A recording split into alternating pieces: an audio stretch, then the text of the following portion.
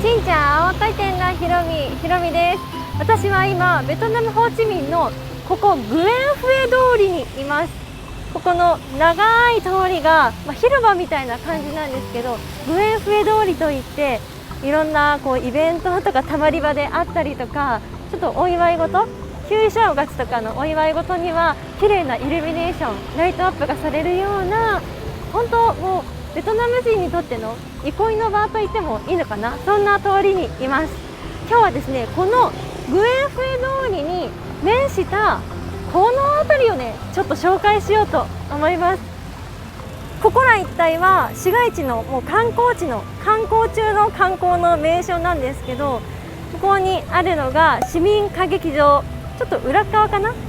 その手前にこの広場みたいなのがありまして、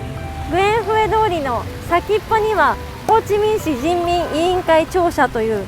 国会議事堂って言っていいのかな、そういうところがあります。でこのグエンフエ通りを人民委員会庁舎の反対側にいた向こうの方がサイゴン川が流れているといった、もうまさに本当にホーチミンの観光地といった場所なんですが、ここの場所、私が前回ベトナム旅行に来た時はもう工事の柵がかかっていて何も見えない状態だったんです。なんですけど今ではこんなに綺麗に整備されています。で前置き長かったんですが、実はホーチミンに地下鉄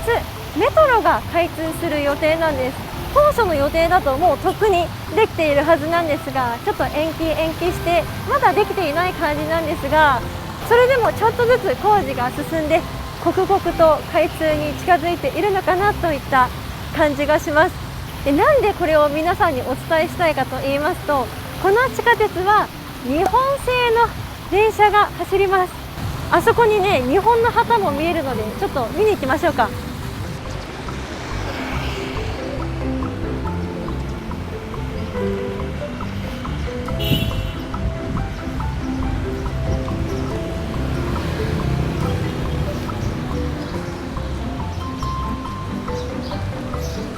ここは本当に観光のね、ど真ん中ら辺なので、地下鉄があったら観光の人もね、かなり使いやすいと思います。移動手段いっぱいある中のね、地下鉄がメトロが増えたらかなり行きやすいんじゃないかと。ここが地下鉄の入り口です。日本とベトナムの国旗が書かれてます。なんか嬉しいですね、ベトナムに日本の国旗。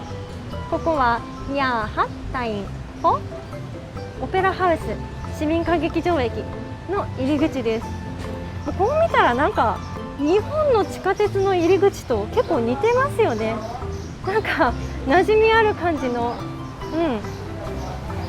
こう入っていけるといった感じで、こっちの広場もね、ちょっと見てみましょう。グエンフエ通りはね、緑があんまりこうないというか、広場って感じだけど、ここ緑があるから、芝生もすごく綺麗にあるから、ピクニックは怒られそうだからね、やらないけど、なんかちょっと緑に囲まれて、ここから見るグエンフエ通りも全然違う景色。すごい、もう見違えたぐらい綺麗になってる。前来た時はね、前田清水っていう日本の看板が貼ってあって、それだけでもね、こう嬉しいじゃないですか。日本が関わって地下鉄ができたら、もっともっとここも賑わうんじゃないかなと。その肝心なメトロの開通は2023年末とかになったのかな。ちょくちょく延期されるから、一体もういつが本当なのかってちょっとわからない状態なんですけど、この状態見るとね、かなり、良さそう。向こうの工事も綺麗になったら、かなりこう抜けてる感じして、なんかこう広々とした感じがするんじゃないかな。これはさっきの広場の反対側のところの工事やってるところです。ここだけじゃなくて、結構向こうの方までね、工事まだ続いているみたいですね。だいぶ向こうまで続いてる。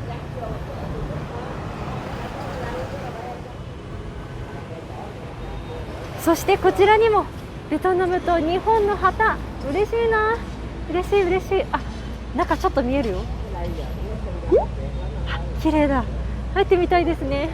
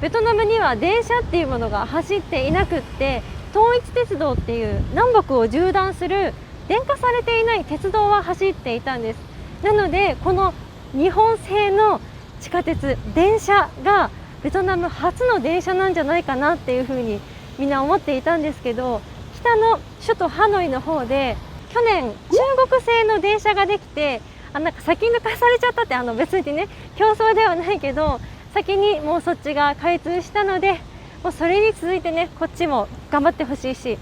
北のハノイもちょっと日本も関わっていたりもするから、日本とベトナムって電車関係でもこうやって関わっている日本人としても嬉しいし、ぜひ乗りたいです。ホーチミンの地下鉄について詳しく知りたい方はぜひこちらの動画をご覧ください。もちろんここがね終わったからじゃあ開通しますっていう感じではなくって、地下鉄も郊外まで続いて、あと高架であったりするからそっちの工事もあるだろうし、だからいつねできるかわからないですけど、次回来れたぐらいには自治会とかになるかなちょっと乗ってみたいなっていう気もします。というわけでグエンフエ通りに面したここの地下鉄の広場が綺麗になりましたといったお話でした。ここのねシャッターも早く開いて使える日が来るといいですね。昔ツイッターでねここの入り口のところにハンモックぶら下げてなんか寝てる人がいたっていうのを見ました。確かにここにハンモックは気持ちいいかもそれではまた次の動画でお会いしましょう。変がくらよび